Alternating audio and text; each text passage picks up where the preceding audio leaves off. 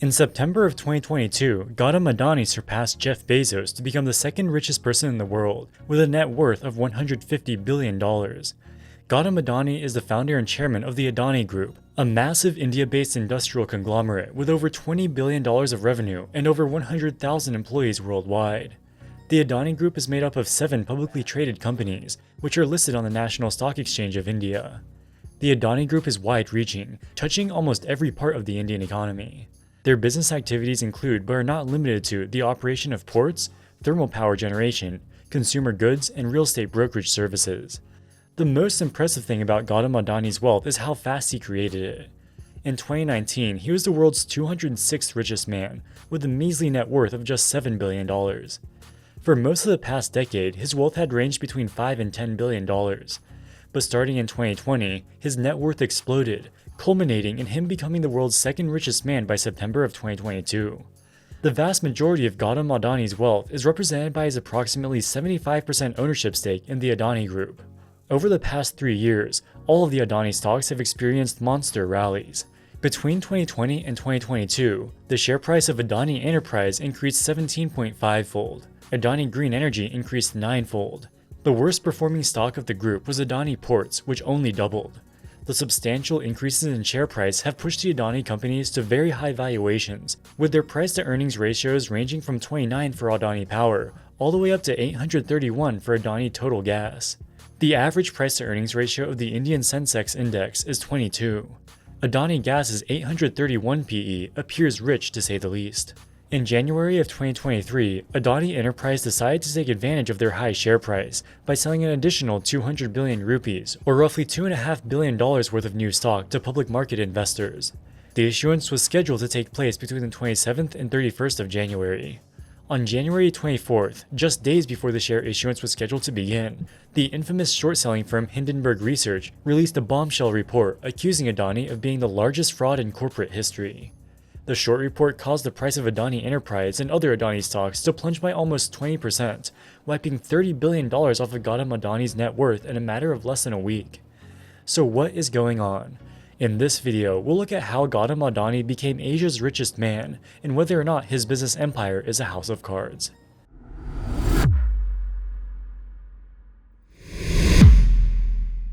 If you look at the list of the 20 richest people in the world, almost all of them fit into 2 categories: people who founded mega-cap technology companies or people who inherited their wealth. In general, technology companies are capital light. Once you create a new software or social media platform, it is almost infinitely scalable, which allows it to grow very fast. That's how Mark Zuckerberg went from creating Facebook in his dorm room to becoming a billionaire in the matter of just a few years. There are few people like Warren Buffett, Mexican telecommunications tycoon Carlos Slim, LVMH chairman Bernard Arnault, and Indian oil refining magnate Mukesh Ambani who have reached the top 20 billionaires list via more traditional industries. For all 4 of the billionaires I just mentioned, they built their fortunes slowly over the course of decades. If you're building oil refineries or telecommunications systems, these take a long time to build and many billion dollars of investment. You start off small and reinvest the profits into more infrastructure. Even with the help of leverage, it generally takes decades to build a multi-billion-dollar fortune. In the case of Adani, they started off as a commodities trading business. They set up port in India, which they used to import coal and other resources. After their ports were successful, Adani expanded into new business areas, building things such as coal-fired power plants and electric transmission infrastructure. Over the years, they expanded even further into renewable energy infrastructure, natural gas distribution, and cement production. With few exceptions, all of Adani's business activities were concentrated into capital-intensive, slow-moving, and well-established industries. These are not the types of businesses that you would generally expect to increase 15-fold in less than 3 years, taking Gautam Adani from the world's 200th richest man to the second richest. The most similar billionaire to Gautam Adani is probably Elon Musk. The automobile industry is also capital-intensive, and generally slow-moving. Nevertheless, Tesla's share price experienced a meteoric rise in recent years, boosting Musk's net worth to stratospheric levels. In hindsight, the increase in Tesla's share price in 2020 and 2021 was the result of a speculative bubble. Between 2019 and 2021, Tesla's share price increased 25-fold. During the same period, their revenue only doubled. You could conceivably make the argument that the company was undervalued in 2019 and only reached fair value in 2021. But clearly, the increase in share price was not driven entirely by an increase in fundamental value of the business itself. Similarly, Adani Enterprises' 28-fold increase from 2020 through 2022 did not correlate to a 28-fold increase in its fundamental value. Of course, speculative stock market bubbles are not illegal. Hindenburg is not just saying that Adani is overvalued, he is accusing them of fraud. We'll have to dig a little deeper to see whether these allegations have any merit.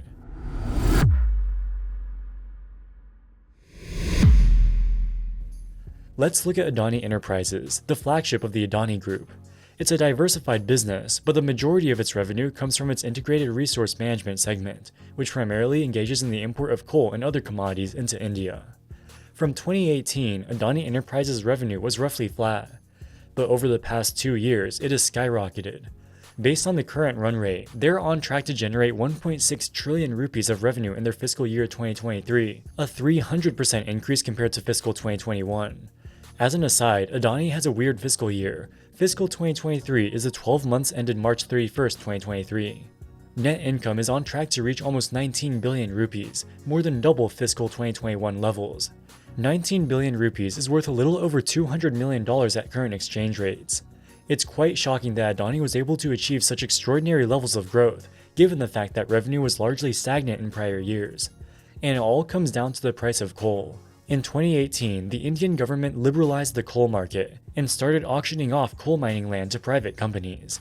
Adani became one of the biggest beneficiaries of this policy, buying up huge amounts of coal-rich land and becoming one of the largest coal producers in the country. During 2022, the price of internationally traded coal skyrocketed to more than 5 times its normal levels due to increased demand from the EU and China. Adani Enterprise was one of the chief beneficiaries of this. At first, it doesn't seem too weird. The increased price of coal provided a windfall for the Adani Group, thereby propelling Gautam Adani to become the second richest man in the world. But things start to get weird when you look at valuations.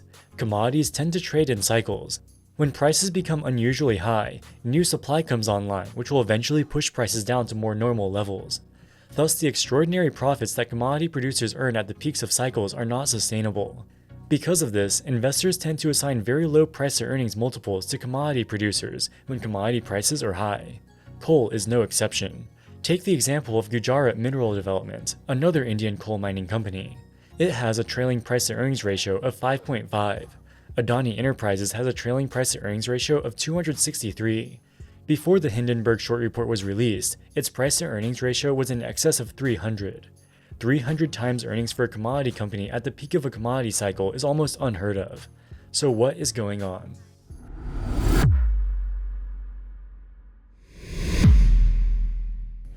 According to Hindenburg, Adani's sky-high valuation is no accident. It is the result of a highly sophisticated market manipulation and accounting fraud scheme, orchestrated by the Adani family. As a disclaimer, the remainder of this video is based primarily on information in the Hindenburg short report.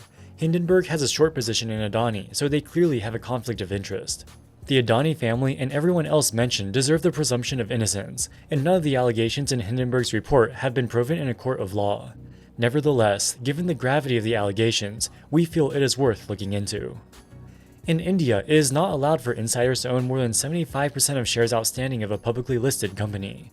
The idea is that if insiders own too many of the shares, they may be able to manipulate the stock or otherwise enrich themselves at the expense of other stakeholders. For most of the Adani companies, Gautam Adani and other insiders are barely shy of the 75% threshold.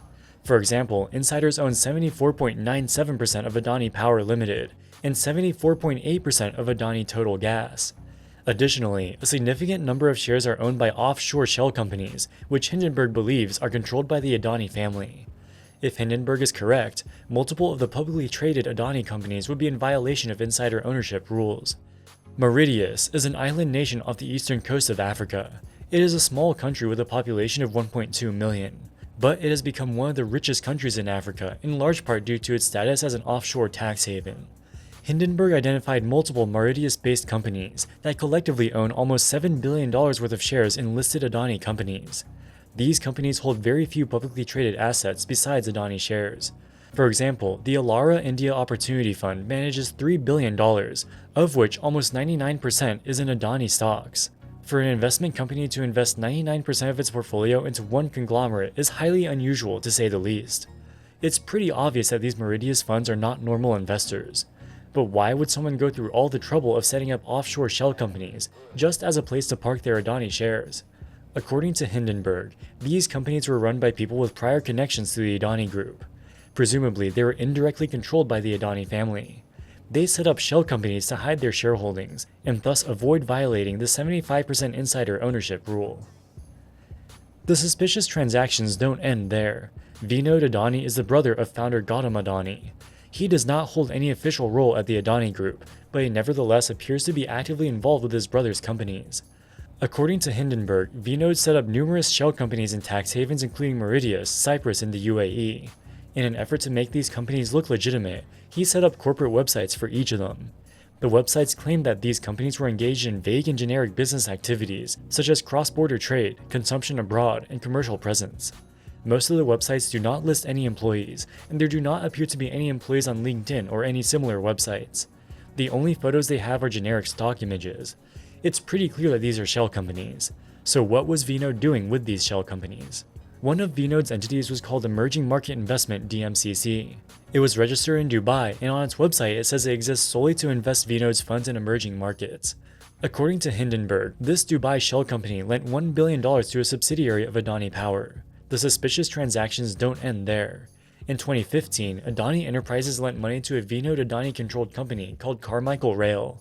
It then used the money to acquire a work-in-progress asset from Adani Enterprise for 150 million Australian dollars. Carmichael Rail almost immediately recognized a $23 million write-down on the assets. It looks like Adani Enterprise was shifting its asset impairments to this Vinod-controlled entity to protect its reported net income. If what Hindenberg is saying is true, it looks like Vinod made a huge number of opaque shell companies. These shell companies lent huge amounts of money to Adani companies and engaged in some other weird transactions which appear to have benefited Adani Enterprise. This begs two questions. How did Vinod get so much money to lend to his brother's companies, and why did he do it?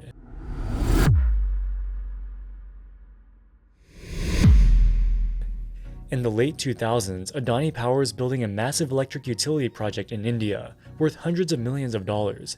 In 2009, they sold a 26% stake in the project to a company called Growmore Trade for $128 million.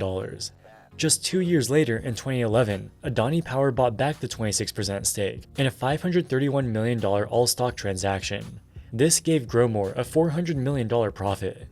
The sole director of Growmore was a Taiwanese man named Chong Ling. Why would Adani Power sell a stake in its power plant for $128 million, just to buy it back 2 years later for 4 times the price? According to regulatory filings by the Indian Department of Revenue Intelligence, Chong lived in a property in Singapore in 2000 that just 1 year earlier was occupied by Vinod. This could be a coincidence, but the relationship between the Adani and Chong families gets even more interesting. Chong Ling's son, Chong Chien-ting, owns a company called PMC Projects. PMC Projects is a construction contractor that received hundreds of millions of dollars from Adani companies to help them build ports. Multiple PMC Projects employees appear to believe that PMC is owned by Adani, presumably because they only work on Adani projects. But Adani shareholders are not beneficiaries of PMC's profits. Chong Chien-ting is. As if PMC wasn't shady enough already, their LinkedIn page currently says, quote, "I intend to deactivate this page. Please unfollow," unquote. If what Hindenberg is saying is true, it looks like the Adani Group had become a giant slush fund for the Adani family and their close associates. And this brings us back to the massive rally that we've seen in the share prices of the Adani companies and their apparent overvaluation. All of those Mauritius shell companies that purchased billions of dollars worth of Adani stock were pumping up the price. Assuming that Hindenberg is correct and these shell companies were at least indirectly controlled by the Adani family, pumping up the stock was presumably their intention. But why would they want to do this? On the surface, this whole operation seems like a self-defeating plan. The Adani family can build massive paper wealth by artificially inflating the share price, but given the small free float, the moment they start cashing out, the entire house of cards could come crumbling down.